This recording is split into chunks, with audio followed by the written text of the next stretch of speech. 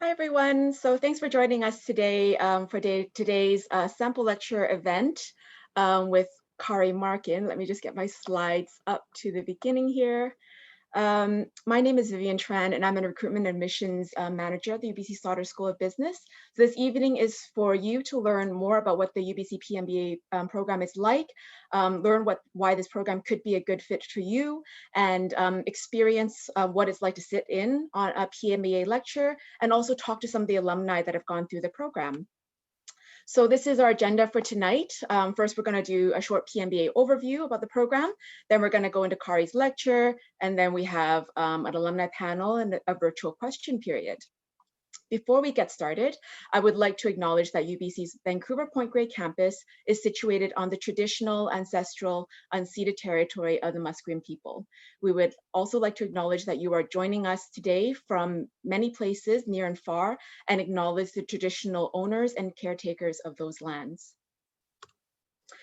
So Kari, of course, is going to be our keynote lecturer for the evening. She is a lecturer in our Innovation Entrepreneurship group here at UBC Sauder. And then we will also have an exciting alumni panel joining us tonight as well. Nina Bagri, who is a director of US sales in cell culture products at STEMCELL. Sumit, who is a senior manager of data management at Coast Capital Savings. Roxana Mousavi, who is a senior project delivery specialist at the Vancouver Fraser Port Authority, Suzanne Muir, who's an inspector with the Vancouver Police Department, and who also represented Canada in the World Cup of soccer. So you can ask her all about that and what it was like as well. And then Caterina Papadakos, who is a director of technology banking at the Western Canada Technology Banking Western Canada at Silicon Valley Bank. So an exciting set of people here that you can get to know and hear their stories and be inspired by what this program can do for your personal story as well. In the room today, we also have a full complement of staff to help answer your questions in our Q&A chat box. So if you do have a question, feel free to pose it in the Q&A chat box, and a staff member will answer your question. So there's myself, Kevin Lee, who is also a manager of recruitment admissions in my team, but also he is also a current member of the PMBA cohort. So he also has firsthand experience with the PMBA program. Great person to ask questions to. Za, who is also a manager of recruitment admissions. Rodrigo, who is a director of recruitment admissions. Donna, who is the student experience manager in the UBC MBA program. So if you have any academic questions or questions about student life, Donna is a great person to ask. Patricia, who is our admissions assistant, and then Maria, who's the manager of PMBA careers with the Business Career Center. So if you have any career-related questions, Maria is a fantastic person to ask. And finally, there's also Teresa Pan, who is the assistant dean of the Robert H. Lee Graduate School. So if you have any kind of overarching questions that you have, feel free to ask Teresa as well. So full team complement today to answer all your questions that you might have about what it's like to be in the PMBA program, and what can this program do for you in your future career and your aspirations. So start with a little program overview. So why would you consider a UBC PMBA program? So this program rests on kind of three, I would say, pillars of learning, which is a very strong focus on experiential learning. So that's the idea of learning by doing. And then a second pillar would be global opportunities. So the program helps you to develop not only opportunities within your local region, but also gives you opportunity to study outside of Canada as well if you want to expand global reach or just learn from a different part of the world. And then personalized career development is also a fundamental part of this program.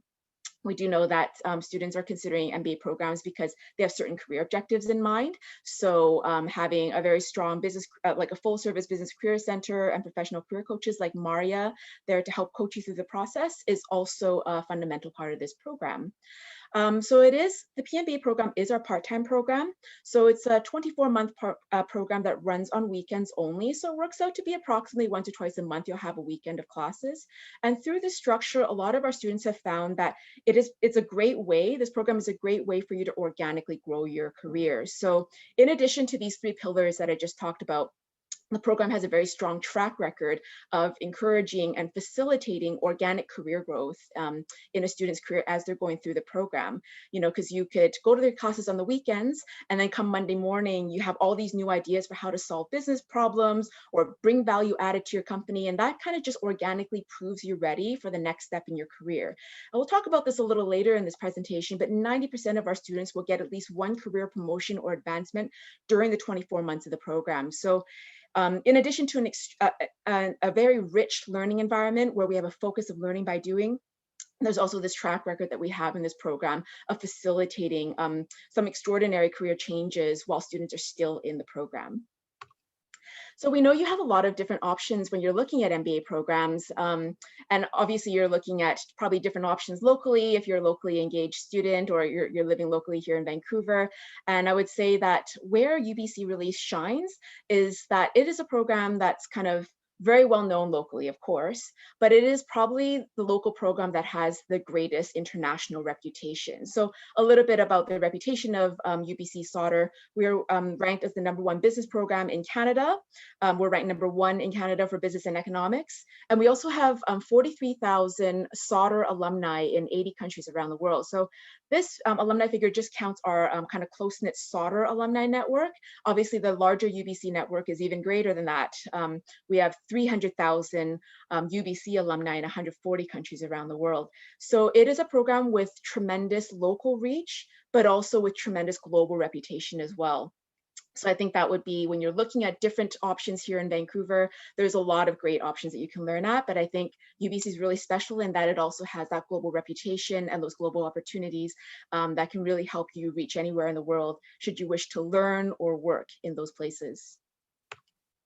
So how the program works, this is a little bit of a rundown about what the schedule typically looks like in the PMBA program. So you can see the classes run typically just on Saturday, Sunday, so it's a weekend only program.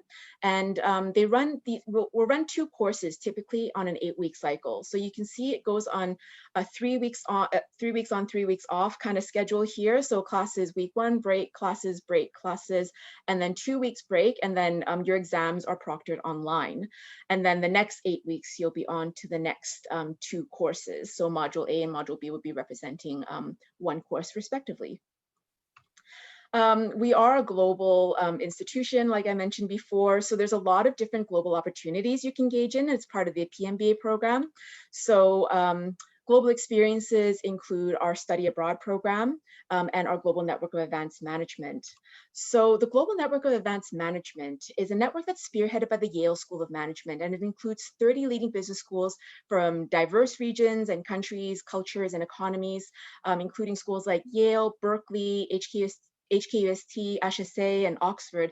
So some of the most revered kind of institutions around the world are part of this GNOM network.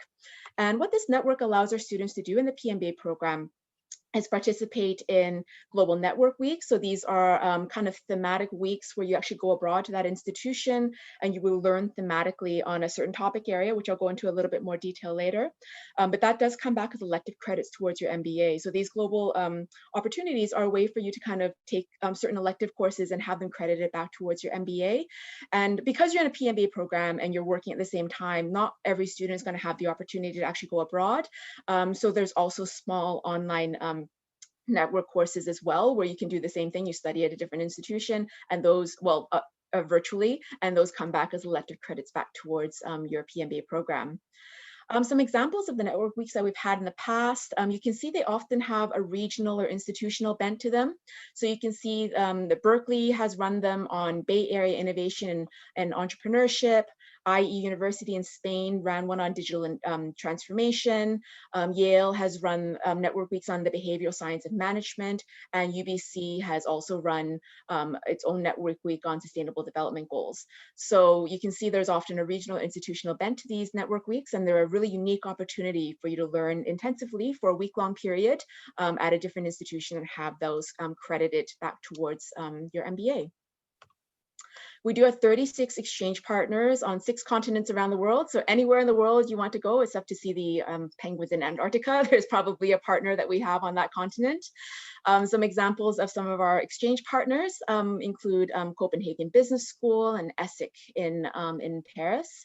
So lots of great opportunities there for you to go on exchanges as short as a couple of weeks. Again, keeping in mind that we know if as a part-time student, you might not have months and months on end to go on international exchange. So some of these exchange programs could be quite short, and then they can go for several months as well if you're able to get that opportunity to take that time off of work, or maybe your company has a branch in Paris, for example, and they let you go abroad. But again, another opportunity for you to study abroad in this PMBA program. Experiential learning is a very important cornerstone of this program. So this is the idea of learning by doing. So you do this in business strategy integration through major case studies that you work on. And then there's also not so much in the PMBA program. In the full-time MBA program, we have internships, but experiential learning through the practice of using what you learn in the classroom and applying to your workplace, even using your own classmates to bounce ideas off of when you're in classes on the weekends. And then come Monday morning, you come up with these kind of unique viewpoints that can only come when you're in a classroom full of diverse classmates that you can bring to the table in your respective industry or company, and bring real value added and unique viewpoints that are true value added to your company, and value added that can kind of put you on the leadership track in your own respective company and industry. So this is the PMBA journey, the first year of the program. So the first year of the program, you are focusing primarily on your MBA foundational courses. So these are your business fundamentals in accounting, operations, statistics, finance, and marketing. And then the second year of the program, you're in more advanced level modules. So these courses that are listed here are all the courses that you would do if you stuck with the weekend programming. But in the second year of this program, so this second year that you're seeing here, that's when you have the opportunity to actually swap out some of these courses, your own schedule, according to your own personal schedule, and actually take courses with potentially the full-time MBA program. You can swap some of these courses out with some of those international learning opportunities that I mentioned earlier. You can even take some courses outside of the Sauder Business School, getting the permission of that course instructor at UBC, and also of your academic manager. So that's another unique benefit of studying at an institution like UBC, is that not only is it a top business school, but it's also a top research university and a center of thought leadership in the world. So UBC, of course, is one of the top 40 universities around the world. So there's all sorts of research and innovation that happens in this university. And the business school, the Sauder Business School, has done a really good job of connecting our business students with some of those scientists and innovators that are coming up with new concepts and research and products that probably need some business students to help to bring these products and services to market. So there's no end of collaborative opportunities within the business school and outside of the business school that you can get involved with when you're at an institution like UBC. So second year of the program is when you can start swapping out some of these courses to take with the full-time MBA, with other departments. Some of our courses include, like our tech entrepreneurship class is in the evening, so it's quite popular with our PMBA students, but some of our students will swap out. That course will include students from other disciplines at UBC, including engineering, computer science. So if there was an app that you really wanted to launch, for example, but you didn't have the computer programming skills, you could probably find them in that tech entrepreneurship class or through another initiative that we have at the Sauder Business School. So that's the second year of the program. And then also you can see in the second year of the program is also when you have the opportunities to do your international learning opportunities, whether it's through the Global Network Weeks or the Summer Study Abroad. Now you can see throughout the course of this program, there's these residency periods that happen in the beginning, middle, and end of the program. So residency 1, 2, and 3. Now these are week-long intensive learning periods that serve a number of different purposes. One is that it gives our part-time students an opportunity to learn in a full-time format while they're still in a part-time program. So pedagogically, it's a really interesting way to kind of learn. So you can dive into the topic matter at 3 unique points in the program and then continue on with your kind of weekend learning. And then secondly, it actually brings the cohort, the MBA cohort, together in a really intensive fashion. So you get to know each other and you really start to be each other's best source of social, academic, and career support, not just as you get to know each other, but really starting from the very beginning of the program to kind of start supporting each other and helping each other and collaborating with each other. Now, if you've done research into MBA programs, you'll know that one of the most important things that you get out of the program is the cohort itself. So having that strong MBA cohort backing you as you go through the program and helping you out with some of the academic matters that some of them are experts on, right? So if you're going through the accounting modules, you might want to make friends with the accountants in the class. But it happens every year that students help each other through the program, and the residencies are to help facilitate those relationships happening. So those happen beginning, middle, and end of the program. Another thing that's a fundamental part of the entire 24-month journey that you have at UBC is the comprehensive career and professional development. So there is a full service business career center that you have access to, and you have access to personalized career coaches like Maria Harmer, who's with us today. So feel free to ask Maria any of your career questions in the chat box. And also Wendy Mann, who is another PMBA career coach in the program. So a lot of professional support there. In the Business Career Center, we'll have a variety of different mentorship programs as well, and an abundance of different services, more than you can possibly participate in. So like I said, personal career coaching, massive part of this program, a really fundamental part in helping our students with those current career changes and navigating their career journeys. Like I mentioned earlier, 90% of our students will get at least one career promotion or career change during the 24 months of the program. And you can see these career changes often come in two general formats. One are the career changers and one are the career promoters. So you'll likely think of yourself in one of these two categories. Career changers are people that are interested in potentially like launching into totally different job types and different industries. And career promoters tend to be people that are in a company where they see themselves being able to grow. So typically typically, let's say a larger company, like RBC, for example, where they might be at an operational role and they want to move into a more strategy leadership role. So they kind of stay in the same company. So you can see there's a clear shift in these types of changes from more operational level roles to more strategy leadership roles. So you can see here someone who was like a program manager at the beginning of the program at an e-commerce service provider became a senior associate with in a venture capital firm. Someone who was a junior project engineer became an associate at McKinsey, which is a top tier consulting firm. And then in the career promoters, you can see someone who was a logistics manager at BC Ferries became a regional manager of terminal operations. So clear shift to that more leadership strategy role. Someone who was an account manager of commercial banking became a VP of corporate finance, of corporate client group at RBC again, post-program. So there's that clear shift from more operational level roles to more leadership and strategy type roles post-program with this program, with the PMBA program. So this is the class profile of last year's entry class. The class was capped like at the mid-50s because of COVID. So you can expect the class size to be around the same size for the entry class of January 2022. Average years of work experience is 7, and then there's an age range. I get a lot of questions about if there's a perfect age to do this program, and the answer is there's no like cookie cutter age or profile that we're looking for. If you are ready to do this program, you could be on the younger end of the spectrum, you know, or you could be kind of more senior level as well. It's all to do with when you are ready for this injection of education and the strategic trajectory change that you're ready to work for, because it's not an easy program. It is a program you really do have to work for. And when you are ready for that and you know what you want to get out of the program, that's probably the right time for you to do the PMBA program. And I'm also available for one-on-one sessions to talk about what your specific aspirations are and answer questions as well. So do take advantage and don't sit through this decision process alone. Like reach out to us and we'd be more than happy to talk to you one-on-one.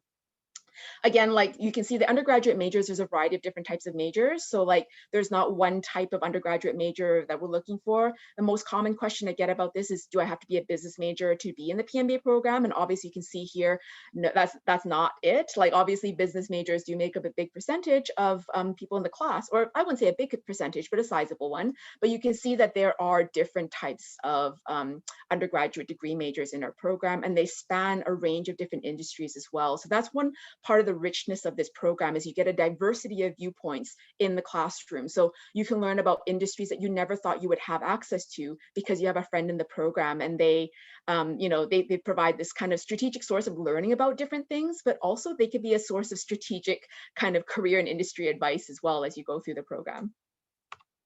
So we all know about Vancouver. Don't need to talk too much about the different types of companies that work here, but it is one of Canada's fastest growing metropolitan economies. And of course, as we know, for those of you that are living in Vancouver, it is one of the most livable cities in North America and the world. So admissions requirements. So we are looking for a GPA of about B+ in your undergraduate degree, about 76% average if you are counting out of a 100% scale. GMAT or GRE required if you didn't come from like a BCom background or like a science or a highly quantitative background. There is a waiver process available for those students that are coming from like strong grades from a BCom background or an engineering or science background. If you come from a highly quantitative background, there's a process for looking at a GMAT GRE waiver. If you have questions about that, you can ask our staff or you can email us later and we'd be happy to send you some information. Professional experience, minimum of 2 years, but typically speaking, like this program would have at least 5 to 7 years of work experience. If you are on the younger end of the experience spectrum and you're kind of curious as to whether this is right for you, reach out to us, then we'd be happy to take a look at your profile and like your experience and your aspirations and see if it's the right time for you to do the program. Minimum of 2 professional references, at least one that you report directly to, either in a previous or in a current or previous job. You definitely want to have a conversation with your employer if you want to do this program, because like they could be supportive of you, they could give you kind of financial support. Some of our students have gotten financial sponsorships, or even just like kind of that moral support and giving you the time off when you have some busy times in the program is also helpful. A variety of small written and video essays are pretty straightforward. The video essay, like we know you're quite busy, so we're just looking for good content. If you do have good video editing skills, feel free to go crazy. We just do need to see you speaking at some point in the video. And you can always see examples of previous videos if you just Google UBC PMBA video on YouTube, and you can see some examples that some of our past students have left live. English proficiency test is required only if you didn't do your first degree in English or didn't do any degree in English. So if you did a master's degree in English, for example, that would count. And if you did have to do an English test, it would be a 7 on the IELTS academic or 100 on the TOEFL, and that's the average score. The personal interview is the last stage of the process, and that's a 30 to 45-minute interview by video at this point. Great, so deadlines, we have the first round deadline coming up May 25th. So that deadline comes with an early scholarship incentive of $1,500 off of your tuition if you do submit your application by May 25th. And then the second round, we have a merit scholarship deadline of July 20th. So all applications received by July 20th will also qualify for consideration for a number of merit-based scholarships as well. So these are deadlines to keep in mind. I recommend that you apply early if possible, just because it is a competitive process and we admit on a rolling basis. Final round is October 5th. Fees, so for most of you will be kind of a domestic student, either a Canadian citizen or PR. You benefit from a $50,000 total tuition rate. So you can see, I often get questions about why is the whole MBA tuition $50,000. That's because there's a tuition revenue cap in British Columbia that you should definitely take advantage of, because this is a high quality program, definitely comparable to any program that you see at like Rotman or Ivy or McGill, but you're getting it at an artificially low price. So that's our full program fee, and that's typically in the $100,000 range for a program of this caliber elsewhere. So that answered that question if you had it in your mind. And next step, apply online on our website. You can contact us through our general line here, or my direct email is also there. We have our another upcoming event, and this one's a PMBA women's panel discussion about finding career and family life balance while doing an MBA. So one of the difficult things about doing a part-time MBA is that you're trying to balance kind of life and work and school at the same time. So the upcoming panel is just going to be about kind of balancing all those things. So we will send a follow-up email after this event, so you can RSVP that for that event, or contact us if you have further questions. I'm just coming up to the end of my time, so I'm going to save questions for the end of the event. Right now, I would like to introduce our instructor, Kari Marken, for her sample lecture portion of this evening. Welcome, everyone. So this year, my life has looked a lot like this. It's been flipped once to look like a phone. It's a television. It's a computer screen. It's a window, a book, a newspaper. In 6 weeks, I'm even getting married, and people will see my wedding like this. It's also where I go to the doctor's office, to the theater, dance classes, conferences, family reunions, and here in a classroom. So when we hear the word creativity, does this image get evoked for you? Is this the image that you see in your head? Square, trapped, box, straight lines. And if not, what words are evoked for you? What words come to mind for you as we're thinking about this? It's very in the box, yeah. So I have to ask myself then, if so much of my world in this past year has happened through this, have I been creative this year? Have I practiced creativity? Have you? I mean, you could say yes or no in the chat. If you've had a similar experience of things moving through small squares or large lightboard squares, have you practiced creativity this year? Yes, we've got some yeses. And just fill the chat. We're going to have a lot of interaction on the chat with this. Excellent. Yes, yes, excellent. So, I mean, the answer for many of us is still yes. So if for many of us the answer is still yes, my next question would be how? How have you practiced creativity within the squares of your past year? What have you done? What have you done in this past year in 1 or 2 words where you've practiced creativity? Anything in the chat? So I'm seeing content creation, learning how to cook. Excellent. We've had cooking, we've had content. What else? What have we done? New product line. Oh, all sorts of things, drawing, photography, writing.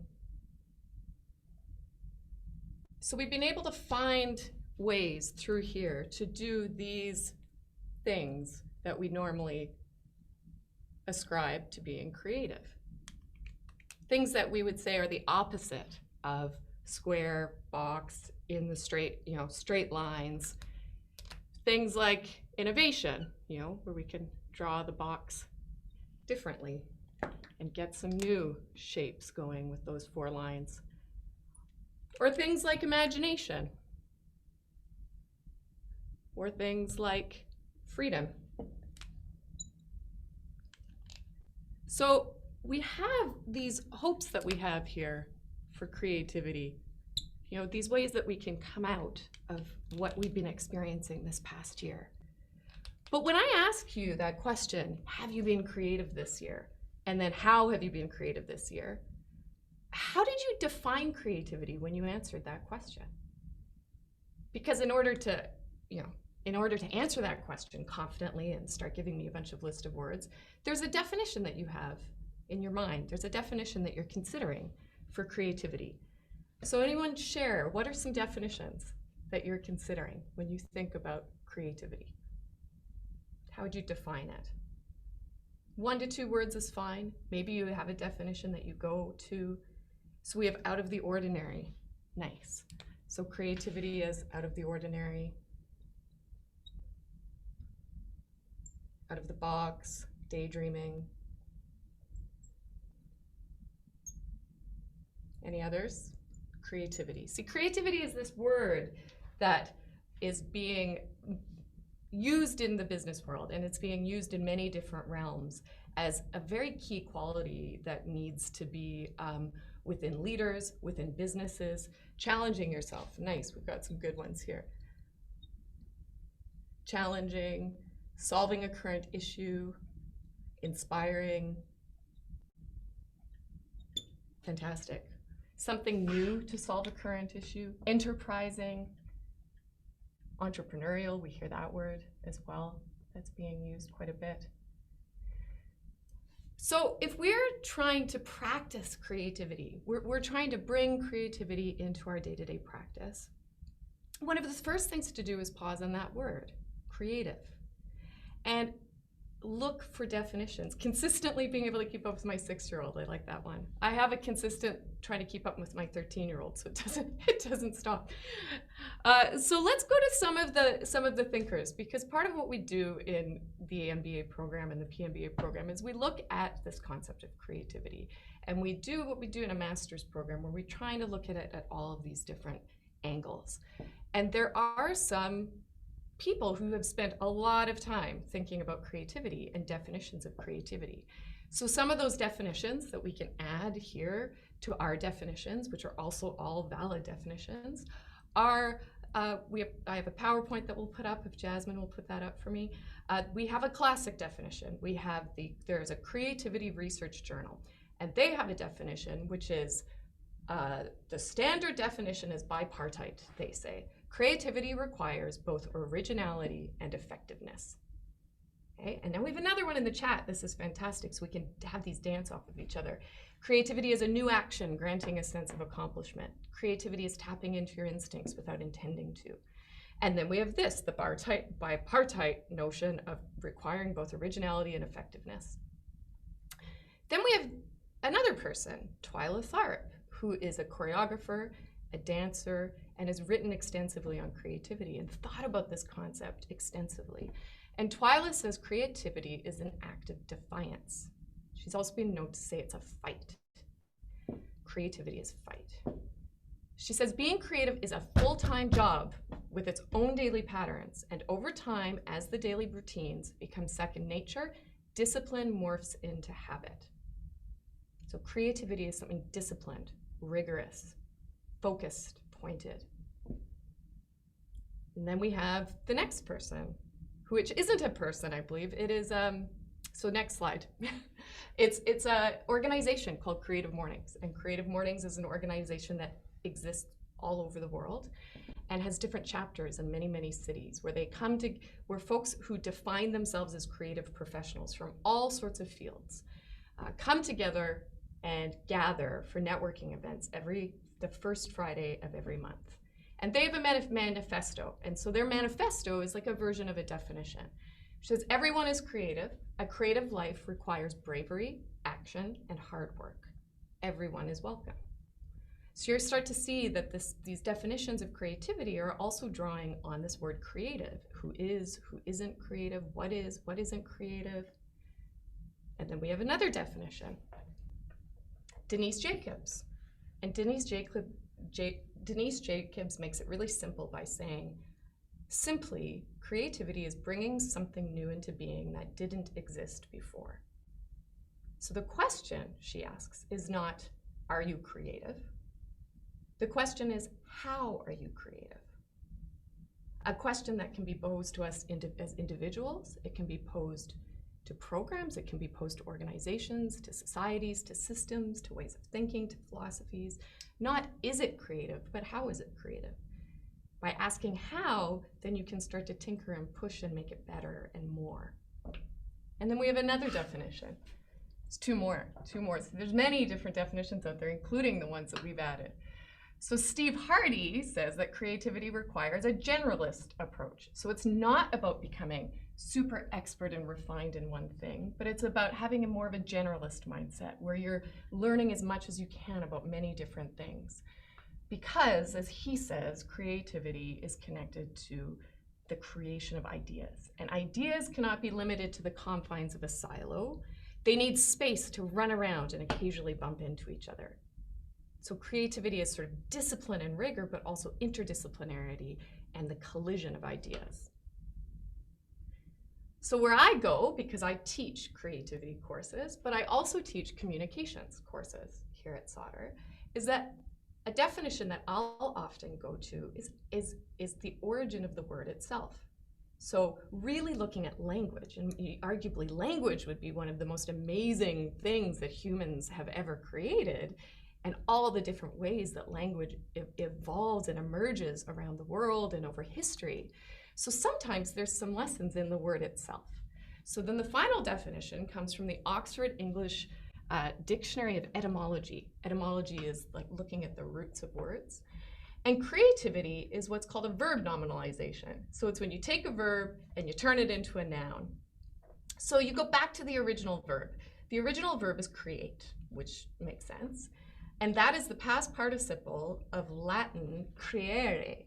And creare means to bring forth, to produce, and to cause to grow. Which has me wondering even around that second word, produce, and this notion of productivity. Do we often think productivity and creativity are connected, or do we feel like they're kind of opposing each other? But when you look at the root, they're in the same definition. So simply to bring forth, to produce, to cause to grow. So we have these definitions, we have our definitions, we have words like fight and defiance, we have discipline, we have collision, ideas bumping into each other, the idea of produce, grow, all of these different words. So we're seeing that some of these things we could say are reflective of each other, but others seem to be in opposition with each other.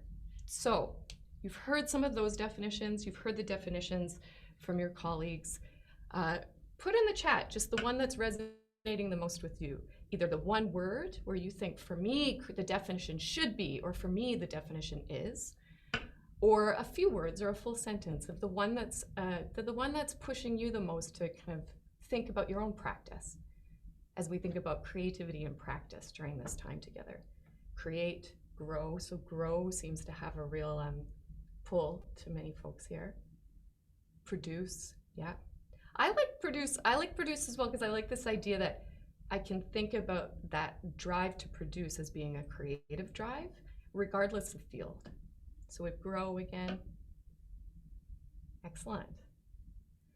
So we've just done, as we're continue to fill in the chat, this is what I love about Zoom and the Lightboard. We have some analog here, and then we have me talking, but we also have this whole multi kind of modal, this other back channel that's happening live. So keep it going in the chat. So I think one place that we look when we're trying to find our way through something, and we are trying to find our way through this feeling of being stuck, is we're trying to get unstuck. And one place that we go is a concept. So a concept like creative or creativity.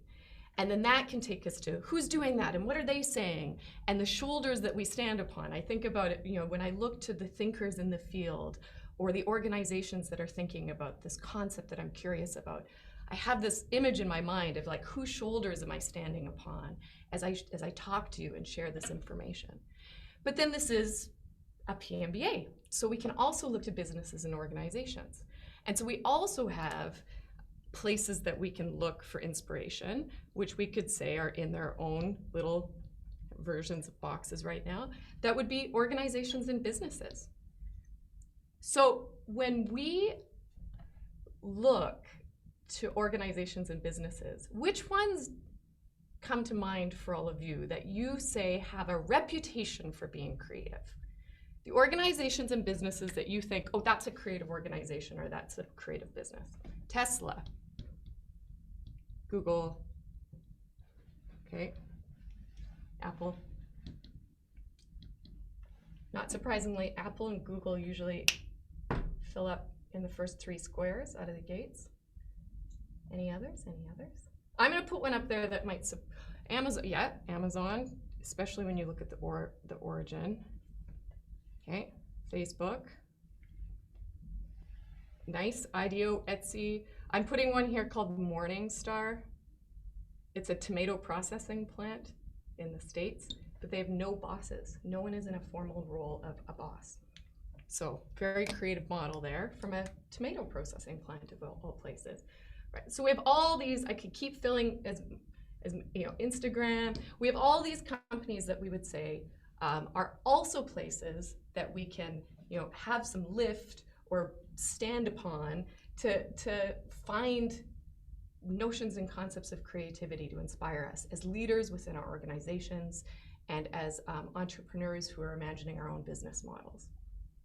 And it is also not surprising that many of these that we've started to put on the board are very North American, very Western, in part because there's this language around creativity and innovation that's really been infusing the North American business world and imagination about how to lead and do business for a while in a very particular form of discourse, which is not to say that we don't have remarkable examples of creative organizations all over the world.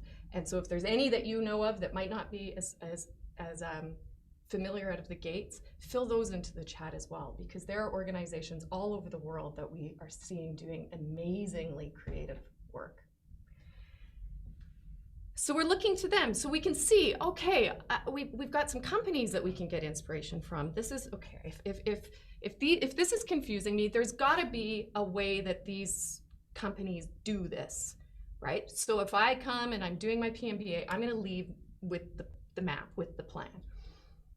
But already you're starting to see, even if you know a little bit about 2 organizations out of the 7 that I've put up here, that they're very different.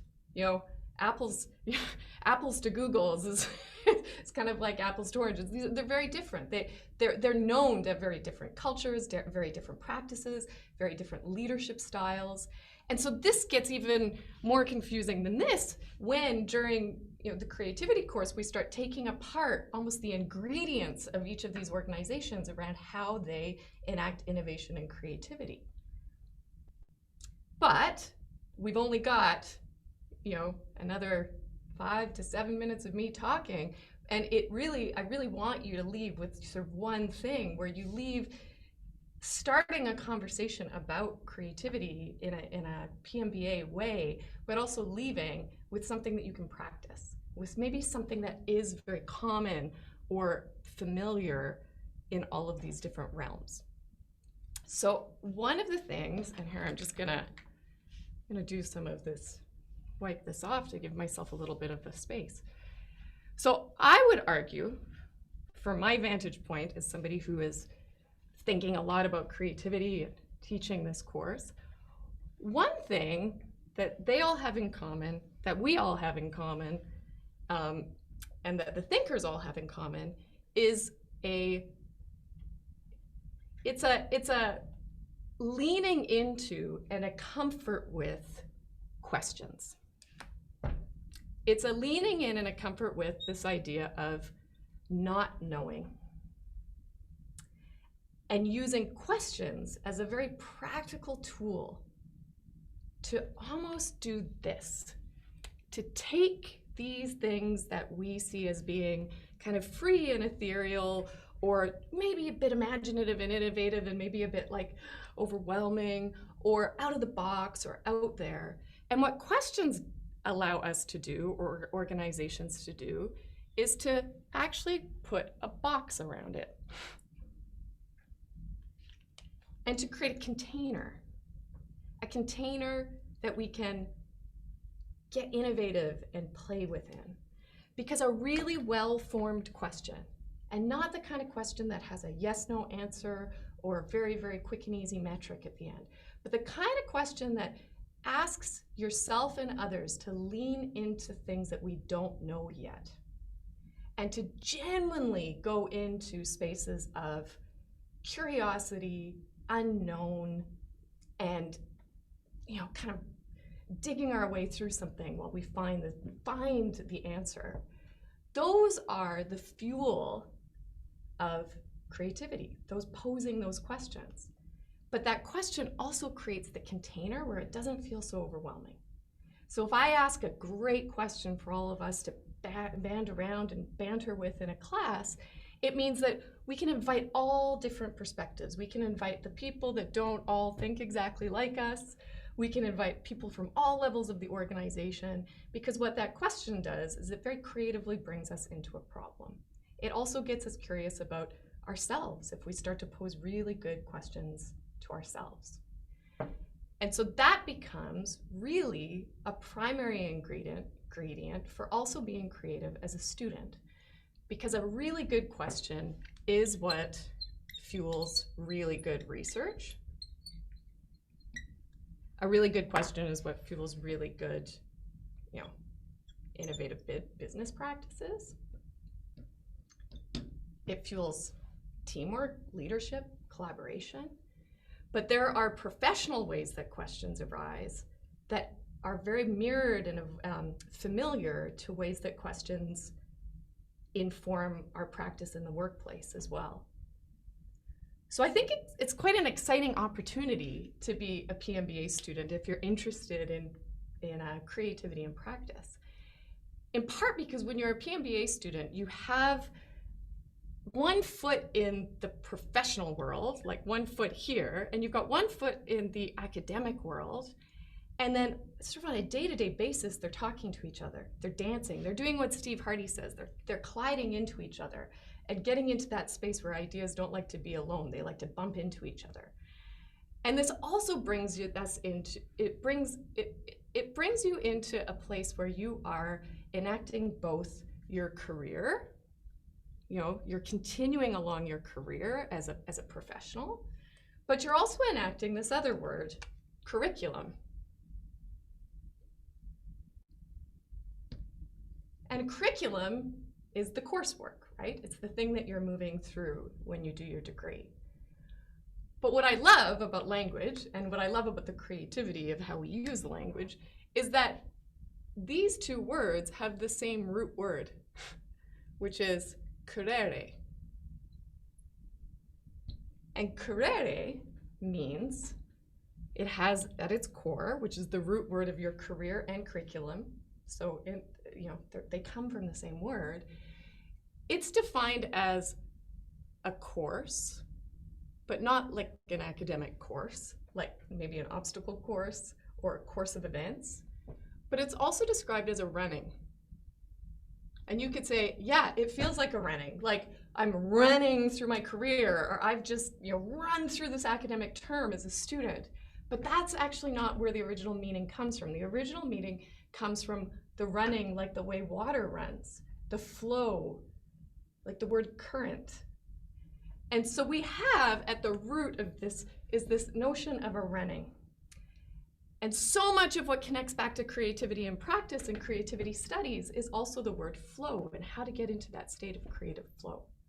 So what if instead of thinking that we're in this series of boxes and we're trying to fight our way through, and we're trying to find the creativity within, instead we are just going from stuck to unstuck and stuck to unstuck in this flow, and that we're finding these spaces and these places where we can live in the questions, of which a classroom I think is my favorite place to be, to live in the questions, so that we can continue to move and navigate through our life.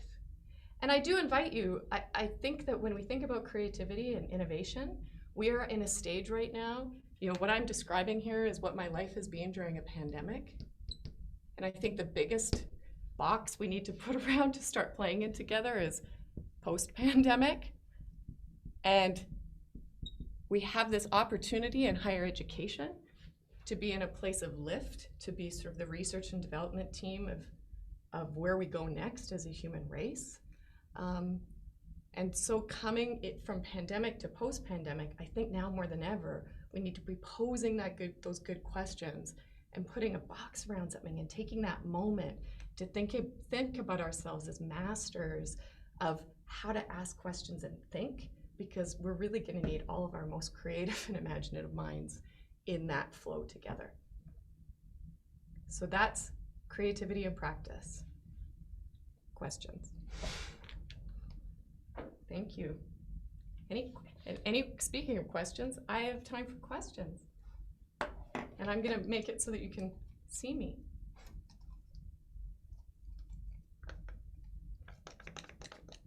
Any questions? Any questions? So feel free to put your questions in the chat box, or use the raise hand feature, and I can also unmute your feed so you can ask your question verbally as well. So I can hear you. I'm just trying to create a bit of a space where I'm not stuck in one little spot. That was intentional, but right now we can free me up out of that box.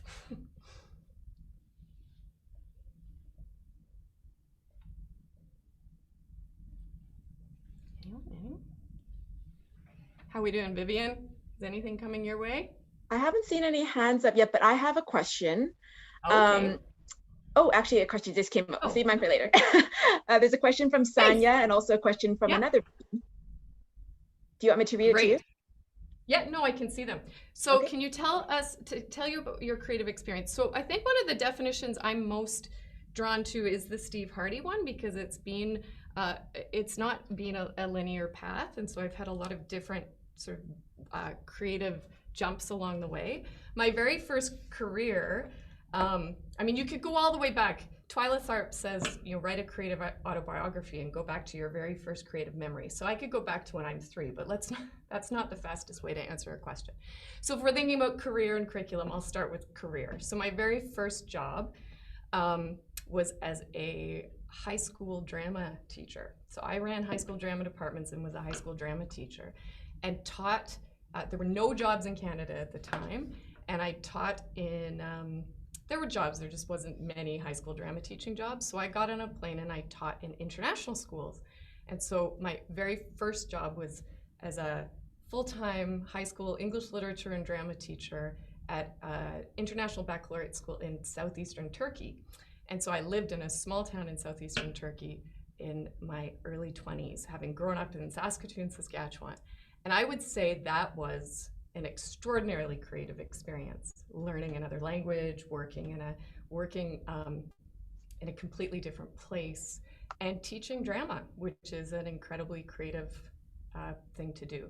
And so since then, I've kind of flowed in many directions. I think I still have clearly the heart and soul of a high school drama teacher, but I've gotten very curious about education systems and working in learning and development and how people learn and how people teach and how those things connect to leadership and career identity and design. So I've worked a lot in educational institutions, but in quite non-conventional roles. Okay. Great. Let's have a question from the audience I want to ask. So Evgen, would you like to ask your question? Yes, thank you very much. Usually we connect some industries to creativity. Let's say painters, let's say musicians, yeah. So and they were born like a creative creatures. Something like I don't know, some spirit of creativity. Even sometimes they even didn't get any education. So my question is, do you think we can learn how to be creative and artistic?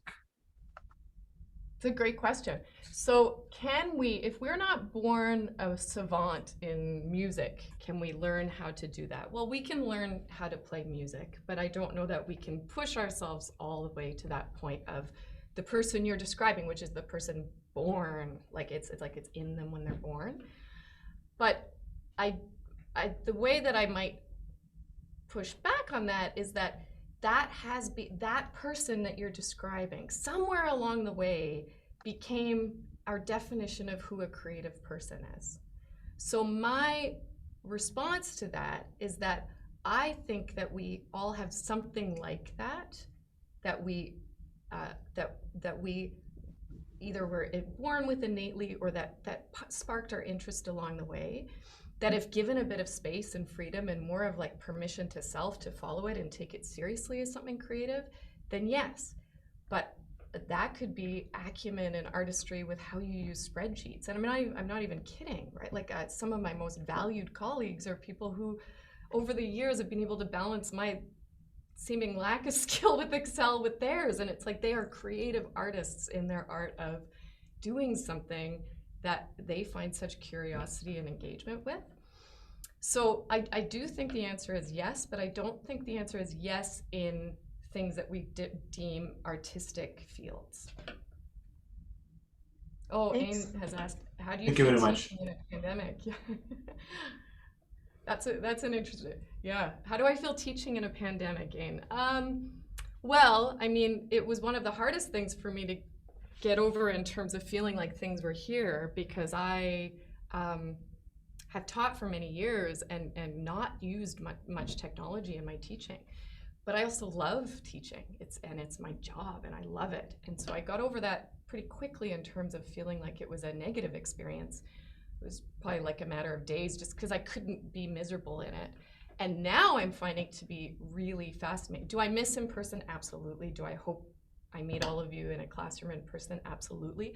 But what I would say in many ways, teaching online has turned this year into one of my most creative years of my career, because I've had to find all these other tools in my toolkit to translate this thing that I love to do, like this light board and drawing. And I should show you what's happening behind the scenes here. It's very creative. Great. Tamimi has a question that she'd like to ask. I'm just going to unmute Tamimi. Hey, yes, can you hear me? I can hear you, yeah. Yes, okay. First of all, thanks for this. It was a very creative way to present creativity. Appreciate it. My question is with regards to strategic creativity. Do you think that in some situations where creativity, let's say whether in curriculum or in career, could lead to being lost and not focused on a particular problem, and instead someone could learn a way to be strategically creative? Is this something that someone could learn over a time, or something that, just wanted to see what are your thoughts about strategic creativity rather than just random creativity? That's a great question. So I love this idea of partnering the concept of strategy with the concept of creativity, in part because when you are tasked, either let's say you're tasked as a leader to be strategic, and you have this, you're seeing 7 steps ahead. If you can bring the concept of creativity into that strategy, then it's already growing the definition of creativity to be more collaborative. So part of when I teach creativity, part of what I'm trying to get us to the point of is this idea of a co-creativity. And that so much of what happens in organizations, in leadership, in team, which is really what many of us are doing day to day in family and at work and in school, is co-creativity. And so I think how you can bring creativity into strategy still goes to those questions. And it's thinking about your strategic design process as a creative process, not thinking about it as purely linear, how do we just move people through this thing, but still having a very high goal at the end, but allowing it to be a bit more of a river and a flow, but with a very clear idea of what's at the end. And then somebody had asked earlier in the chat, okay, well, what types of questions then what types of questions would be strategic questions? One of the fields that you could find inspiration in, IDEO was mentioned earlier, is design. And so often design process starts with a really powerful question, which is, how might we? Right? And how might we is a very strategic question. Because in order to get the how might we question on the table, you have to do a lot of research and thought and clarifying of what is the thing we're bringing people in to answer here, right? This is the creative question attached to strategy, but you have to ask it really genuinely, not knowing the answer. So you're bringing people into the part of your strategy that really is the unknown part that you as a leader are willing to hear other opinions and thoughts and ideas about. Because then when you have people kind of going off within the boundary of that question, you're not going to see them as being like, oh, they're being too creative. They're actually going to be a problem for the organization. You're finding the places where you can actually bring people in to be co-creative together. And then that, to me, is a very strategic way to use creativity and to think about creativity as a collaborative problem-solving tool. Perfect. Thanks for that. Yeah. Another question from the chat, from Shad. Is there any way to measure creativity in an organization? Well, I mean, measuring creativity, that's a fascinating question. That to me goes back to how are you defining it, right? So if you know how you're defining creativity, if you know which definition of creativity that you have for yourself, if you're somebody who likes to set goals and have metrics for yourself, or that you have within an organization or a team that you're leading, really, I think part of what I'm trying to get at this whole lecture was that you cannot go into that assuming that everybody has the same definition of creativity. So if you ask me, okay, can we measure creativity? I would actually say no, because I think we've seen here, I don't actually know what you mean by that word and that question. But if you ask me, can I measure, and then you get really specific about the thing or the definition of creativity, I would say yes. What are the KPIs associated with that thing? What is that going to look like when you see it in the behavior daily of your team? What is going to change as a result of this piece of creativity that you've applied? So I think you can, but I think you have to be incredibly disciplined and thoughtful about what kind of shape that you're putting around your construct of creativity. Great. And then I think maybe this comment came as kind of a follow-up from what you were talking about, but it's a comment from Suraj that says, would you say then that creativity starts with understanding the limitations/scope depicted by the box we limit ourselves in? Yeah, Suraj, I think I would say that is definitely part of it, that there needs to be a very reflective process of having a sense of limits and having a sense of what needs to be moved through, or needs to be moved around, or needs to be created that didn't exist before.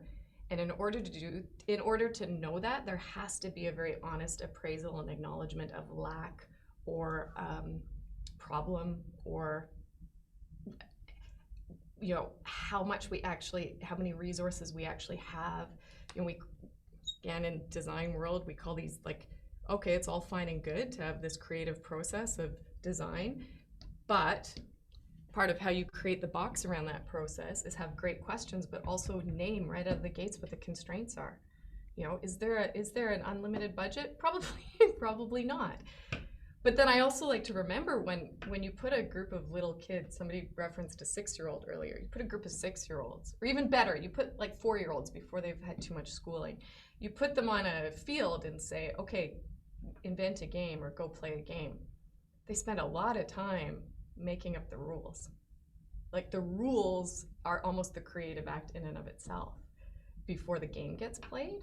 And so this idea that creativity is this very free and easy thing where we're just floating around all the time really frustrates me, because I actually think if you are disciplined and have creativity as a habit, it's often very much about exactly what you said: limitations, scopes, focus, discipline, hard work. And little children, when they build a game, you almost see examples of creative process in action. Great. Thanks so much. And I have Gaurav here who wants to ask a question verbally. Gaurav, go ahead. Great. Just need to take a sip. This is water. Gaurav, if you're there, please ask your question, or we will skip ahead. Okay, well, maybe we'll move to another question and then Gaurav can come back. I guess there's a question here: is intelligence some kind of creativity? Gaurav is there now. I see you, Gaurav. Okay. We can't hear you, but you want to type your question in, Gaurav? Okay, I'll try typing. Do you hear me now? We can hear you now. I can hear you. Yay! There you are. Okay, yeah, there was a little pop-up coming on the top of the screen asking me to allow the use of microphone, and I wasn't clicking it. Anyways, my question is, it's a little borders on a bit of at a personal level to you. Do you ever find yourself stuck in a zone where you struggle to be creative, and is it something that you can push yourself to and kind of practice and do it more often? And I think I asked this question because I've done a certain kind of work for a bit of time where it's a 9-to-5 job, but do that, come home, kids, dinner, go to bed. I think that creativity scope of, I've not allowed the creativity to expand or to develop in how I have been in a certain way, and I'm trying to challenge myself by doing a few things. So I want to know, be nice to know what your thoughts are on something like that. Do you ever find yourself in a spot where you say, how can I be more creative in this situation? What can I bring to table that's actually gonna be creative? Absolutely. Yes, often. And I think that's why I couldn't help but just start with the square at the beginning, because this has been a year of a lot of those, like, how can I be creative when all the things that I used to do that were my food and water of creativity, I've designed an entire life around being in groups all the time. Like, what can I do? And I think one of the things that I've tried to do is to get very, very curious with myself about, okay, what's the story I'm telling myself about myself in this situation right now? This is where some of the work of Carol Dweck and mindsets I have found some inspiration in, who talks about growth mindset. There's some recent critiques of that mindset that are valid, but there are some things that I find very appealing about her work, which is the idea of, what is the story we're telling ourselves about ourselves attached to certain things, and is that a fixed story, or is that a story that actually invites us to grow? And so there's different ways to access that. So one way to access that is to actually listen to kind of the inner monologue, which is part of how I bring out some of the theater understandings I have of, like, there's this internal script happening in our heads that's often quite different than the script we're saying out loud. And when you start to listen to that, I think you have a lot more access to be able to shift and unlock creativity, because you have access to shift and unlock this way that you're shutting it down internally. And so a question that I'll ask myself when I'm really stuck is, what's something I thought I could never do and then I did it? And you all have an answer. Like, fill your answers in the chat. You all have an answer. What is something all of you thought you could never do and then you did it? Right. And then once you have that, and my go-to one is, I learned how to speak another language in my 20s. That's really hard, right? That's really hard. Quitting smoking, massively difficult one. I just taught an entire year entirely online during a global pandemic. I mean, we have answers to these questions. Then just stop there and take your answer apart and actually draw it as, so many people want to draw it as a straight line, but no, go back to that river, and draw it as a river and start to kind of map it out for yourself. And then you start to, like, pause and expand that memory and bring out these key things that you did, or other people that helped with that, or something that you read along the way that unlocked your thinking, which is how I that's how I remember sort of the scholars in the field, or the amazing pieces of literature that I keep going back to, is these moments of, like, what were those things that helped me actually go from, A to B, where I now conceptualize that thing as a success in my life. But we know that those things we conceptualize as successes, sure as heck, didn't feel that way for most of it. And then when I have that ability to reflect on that question, something I thought I could never do and then I did it, and I stop myself, and instead of pushing forward and reacting to the moment and wondering, why can't I do this over there, I look back, then I find it is a way to have a bit more grace and space to find those tools that I've used before, but just apply them to this new scenario, whether that be a new job, parenting, those things that we're faced where we say, oh, I don't have creativity more. You do. You have it, Grav. You just haven't had it. It just looks and sounds and feels different than it did when you had a lot more, quote unquote, freedoms. No, I appreciate all the thoughts there. I guess you're right. We all know it's there. It just needs a bit of a tapping in, and listening to someone in your position helps that. So thank you very much. I see a question here from Vivian Liu. How do you influence? Can you influence an organization to be more creative? That's a great question. I'm curious to see if other people have answers to this, especially some of our alumni who I've met before, who I know probably have some great answers. So you answer this as well. Clearly I'm going to say yes, but I think it's also a relationship. So if you're asking me, can an individual influence an organization to be creative? When you look at these companies that I had listed earlier, one of the first things that you want to do is you want to study the leader. You want to study. So if a company has been defined as being a creative company, there's many things, there's many metrics and many things that you can look at. But I mean, one of the first things you got to look at is who's leading, and what are they doing and how are they thinking? So that's one sort of MBA answer to the question of like, yes, like there's case studies that are proof to the answer being yes. I also think you can only influence an organization to be creative, like any relationship, if the thing or the person on the other side of it wants to be or has openness to be.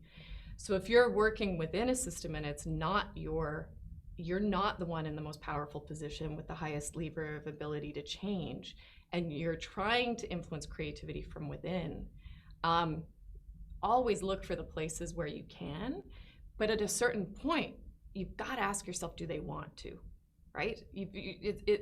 Like any relationship, are we both still in this?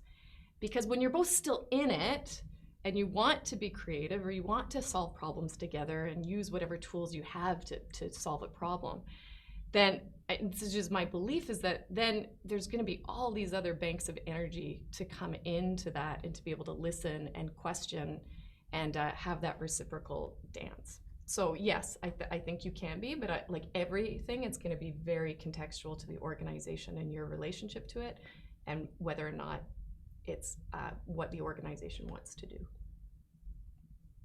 It's funny, I keep looking at chat and seeing the words quit smoking. And I'm like, but I don't, oh, right.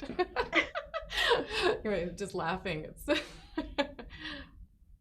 Be approachable, encourage questions. Yeah, body language, right? Even body language in Zoom. I think we're forgetting that you can have like, that body language in Zoom is still a real thing. Yeah, part of why I like to teach standing up, even in Zoom, is that I can still try, like, have a bit more of that openness and movement, because it's, we're kind of getting stuck, we're not seeing people's hands, like we're missing a lot of that information. And so if you're wondering about now, if you're in a work from home context or you're working online, one of the things I do right now to influence creativity or to be approachable and encourage questions is to kind of find ways to have a little bit more of movement and body language in your connections with your colleagues if you're on camera. It sounds silly, but it's actually very effective. How are we doing for time? I think we're just at time actually. So that was an instinct. I was like, yeah, feels like it's 6:45, and it was. Perfect. So I'd like to thank everyone. Please put your virtual hands together. I know we can't see everyone right now, but just a round of applause for Kari and this awesome lecture on creativity and practice.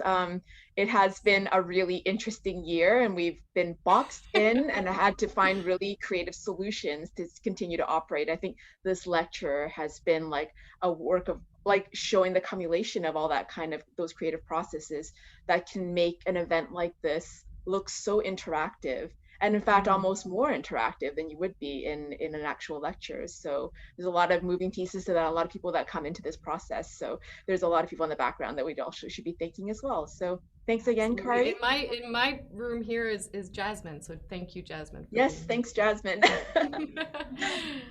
Great. So thanks again, Kari. And I'd like to now invite invite our alumni panelists to please unmute and turn your video feeds on so we can go on to the alumni panel section of this event. Great. I see Suzanne. We're going to pin all your feeds too so everyone can see our panelists. Just make sure. Do we have everyone? Okay, great. We have everyone. All right. So thanks to our panelists for joining us tonight. I know it's a beautiful evening out in Vancouver, and I think there's like a Canucks game going, so I appreciate it that you all made it out here. So I just want to start the round, this panel, with just like asking you about yourself. So tell us about yourself. Tell us about your year of graduation, some of your new grads, and then also tell us your undergraduate major, because I always get this question that people don't think they're from the right educational background to do the program. So you can see a diversity of backgrounds here. Yeah, and then like to the audience members out there, start queuing up your questions. I'll ask and then I'll welcome questions from the audience. But first, some introductions. Maybe Sumit, you want to start? Sure. Can you guys hear me? Yep. Awesome. Yeah. So my name is Sumit. I am a senior manager data management at Coast Capital Savings. What was I doing pre-MBA? I was a senior data engineer working for Vancity, and then I moved to BCLDB. That's it. Great. And what was your undergraduate major, Sumit? Computer science engineering. Okay, great. Caterina, why don't you go next? Sure. Hi, everyone. So I did the part-time MBA in between 2010 and 2012. I did an undergrad in political science with a European concentration, so very much different than a BCom. Currently, I'm director of technology banking for Western Canada for Silicon Valley Bank. And before the MBA, I was doing something completely different. I was managing a community development department of Tourism BC. Great. And then thanks, Caterina. And Suzanne, why don't you go next? Good evening, everyone. So my name is Suzanne Muir. I'm a 26-year member of the Vancouver Police Department, and I'll be graduating from the PMBA program this May. Looking forward to that virtual graduation. In terms of my background, I had a Bachelor of Arts in Economics and a Bachelor of Commerce degree. Great. And some of you might have caught this, but I mentioned Suzanne actually represented Canada in the World Cup of soccer. So that's like really exciting. I think I actually saw you on TV. So that's really cool. Nina, why don't you go next? Sure, that's a really tough act to follow. I have not done anything to represent Canada other than be myself. So I'm Nina Bagri. I graduated in 2015. I was part of the part-time MBA program. So I started in January of 2013. Prior to doing the MBA, I was in a very junior entry-level sales management role. And if you fast forward to now, I'm in a more senior director role within my company. So I do feel that my experiences and what I went through with the MBA really helped skyrocket my career. The unique thing is I actually stayed with my company, and it's not out of being complacent or not being challenged or not feeling that it didn't stretch me. It just ended up that way. And then my undergraduate degree was a Bachelor of Science in Biochemistry and a minor in Kinesiology. Great. Thank you, Nina. And you're just as impressive as everyone else. So just because you didn't represent Canada in soccer, doesn't mean that like your experiences aren't incredible as well. And then Roxana, why don't you go next? Hi, everyone. My name is Roxana. I work for the Vancouver Fraser Port Authority. I work as a senior project delivery specialist for our infrastructure division. My background, my undergrad was in civil engineering, and I have a master's in project and construction management. My experience in the past 10 years has also been project and construction management. I've been at the Port of Vancouver for 5 years now, and I also did stay with the port, even though I had other options. I was very attached to my project, so I decided to stay post MBA. And also my MBA was company sponsored as well. Great. So if anybody has any like questions or tips about like company sponsorship, Roxana has some firsthand experience with this. I forgot to mention I'm class of 2021. Always going to be class of 2021, but I'll graduate in 2022. And then Sumit was also the class president of the Student Society at the time, correct? Yes, Yeah, with so, Roxana on yes. our team as well. Yeah. So we have obviously here like a variety of different backgrounds and educational and industry as well as like different levels of experience. So I'd like encourage the audience members to think about any questions that you might have, because we do have a diversity of different types of experience here on this panel.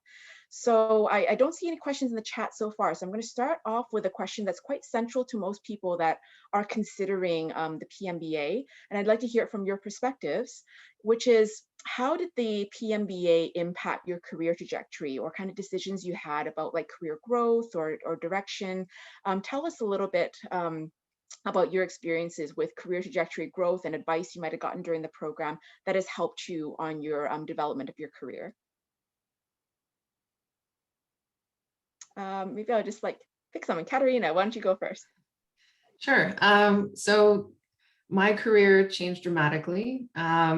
I didn't wait until the end of the program either. I had a new opportunity about 4 months into starting the MBA, and I definitely leveraged the fact that I was doing the MBA, to get that next job. So I went from managing the community development division of Tourism BC to becoming an international business development manager with Trade and Invest BC.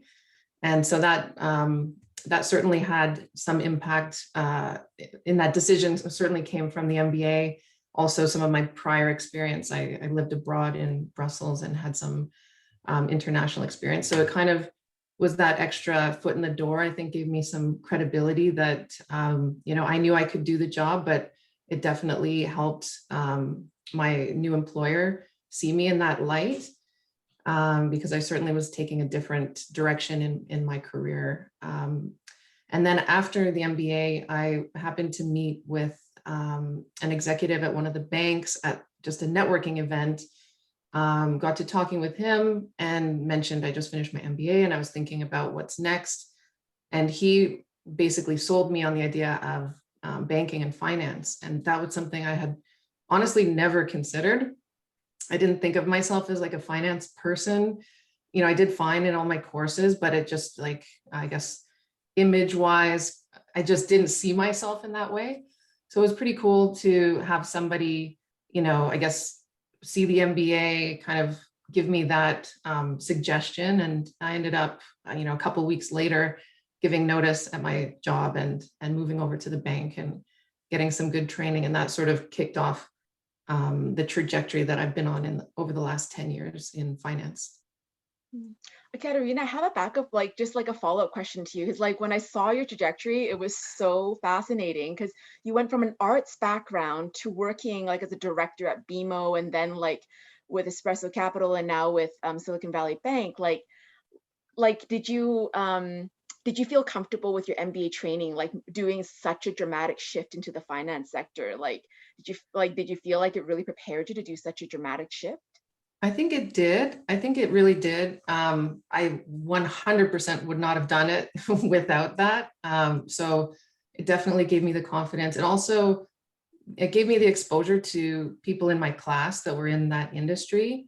So I didn't really know people in that industry. I didn't have anyone to kind of get that inside perspective on. So I think, getting familiar and comfortable with the industry through those people, through those classmates was helpful. The course material was definitely helpful. I mean, taking classes in finance and accounting was like instrumental. And then a lot of the financial institutions do have some training that they also do to help you, take what you've learned in school and, put it directly into the day-to-day job. So they do help bridge that, as well. But it wouldn't have been possible without the MBA. And and I think, it's important to understand like what you bring to the table.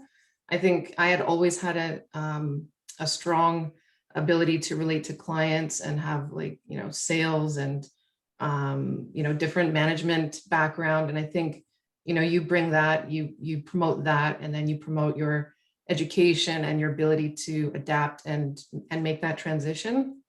So I think, it's certainly, possible to make those changes. Yeah, that's wonderful. Thanks for telling us more about your story. Roxana, I believe you had a couple of changes while you were in the program, correct? Yeah, I had similar to Caterina, I had a promotion 3 months into the program, mainly because my company knew that I'm doing an MBA because I wanted career advancement. It was a good opportunity. There were some new positions available, so they kind of jumped on it, and I got promoted quickly because they wanted to keep me mostly. And I'm still in the same position that I got promoted into last year. It's the trajectory for the current position is typically 3 years before you can move to the next level.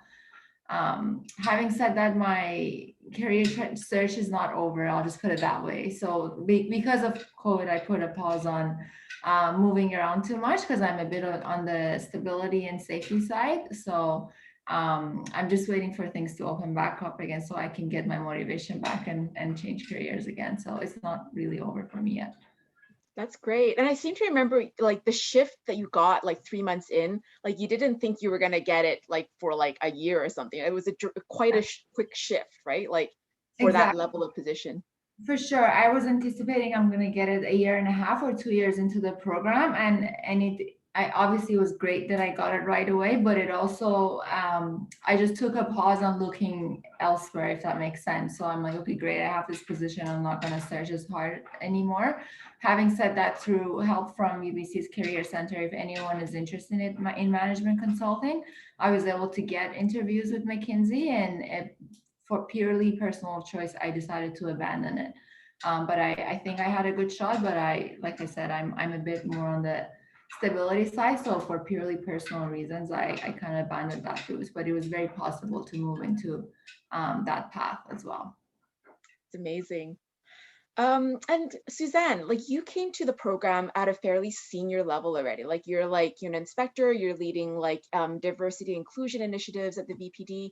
Can you tell us your perspective of how the program impacted you and kind of your career path or ideas as you went through the program? Yeah, no, thanks, Vivian. And there's two words or themes I've heard coming out here, and it's exposure and opportunity. And I think confidence as well. I think the program builds you in so many different ways, relationships. For me personally, I think I walked away a more educated, but also a better leader, a much more strategic and informed. And because of that, I'm able to perhaps bring more to the table to the discussions than I would have previously. For me, it's resulted in sort of greater executive opportunities and exposure, both on a provincial and a national level, which has been, something that I think is a direct result of the program and some of the learnings and experiences. But the other piece is that openness to possibility. And really it opened a window, and different sort of executive career opportunities have presented, some within my same field, some within others I wouldn't have anticipated or expected. So, and I really attribute a lot of that to the program itself and what it's brought and given to me, and especially the people that it's exposed me to. That's amazing. Thanks, Suzanne. It's always nice to hear the perspective from someone that's already very senior and what they get out of the program as well, which is of course different for everybody, but it's amazing to hear that it makes you a better leader when you're already in leadership positions as well.